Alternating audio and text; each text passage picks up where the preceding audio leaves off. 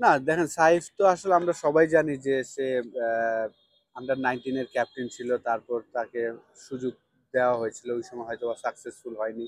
কিন্তু লাস্ট 4 বছর পরে আবার তার সেটেলমেন্ট হয়েছে বাংলাদেশ টিমে।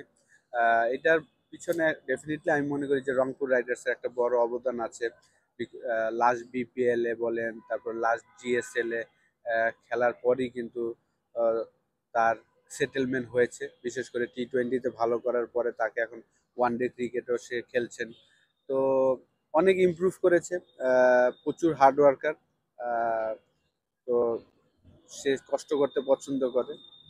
তো আশা করি যে এই সামনের বিপিএলটাও ভালো করবেন। ওয়ার্ল্ড কাপের আগে প্রত্যেকটা প্লেয়ারের একটা অপরচুনিটি, যে যার যার টিমের হয়ে যদি তারা ভালো ফর্মে থাকে তখন আসলে আমাদের ওয়ার্ল্ড কাপে ভালো রেজাল্ট করার একটা সম্ভাবনা থাকবে।